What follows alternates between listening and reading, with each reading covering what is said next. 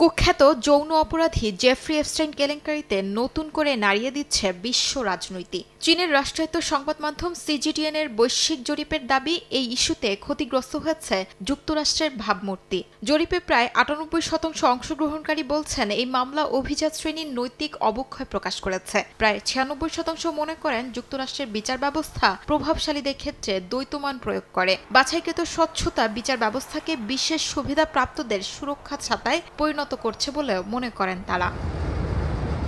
Epstein সংক্রান্ত নতুন নথি প্রকাশের পর চাপের মুখে পদত্যাগের সিদ্ধান্ত নিয়েছেন দুবাই ভিত্তিক বন্দর পরিচালনা প্রতিষ্ঠান ডিবি ওয়ার্ল্ডের চেয়ারম্যান সুলতান আহমেদ বিন সুলাইম। স্থানীয় সময় শুক্রবার এই সিদ্ধান্তের ঘোষণা দেয় প্রতিষ্ঠানটি। যুক্তরাষ্ট্রে প্রকাশিত নথিতে সুলতান আহমেদ বিনের সঙ্গে এপস্টাইনের বার্তা আদান-প্রদান এবং ক্যারিবীয় দ্বীপ সফরের কথা উল্লেখ রয়েছে। এই তথ্য প্রকাশের পর ডিবি ওয়ার্ল্ডের নতুন বিনিয়োগ স্থগিতের ঘোষণা দেয় যুক্তরাজ্য ও কানাডা। তবে সুলাইমের পদত্যাগের ঘোষণার পর সিদ্ধান্ত পুনর্বিবেচনার কথা জানায় দেশ দুটি।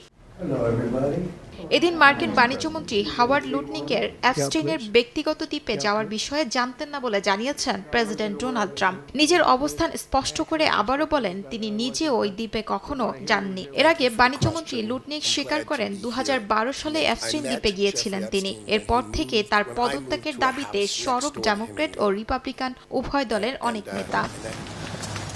এদিকে এপস্টাইন সংযোগে নরওয়ের সাবেক প্রধানমন্ত্রী থরজন জ্যাগল্যান্ডের বাসভবন সহ কয়েকটি স্থানে তল্লাশি চালিয়েছে পুলিশ। এ সময় তাকে জিজ্ঞাসাবাদও করা হয়। এছাড়াও জ্যাগল্যান্ডের বিরুদ্ধে চলতি সপ্তাহে ওঠা দুর্নীতির অভিযোগ নিয়েও তোলপাড় চলছে। শিউলি রোসা, সময় সংবাদ।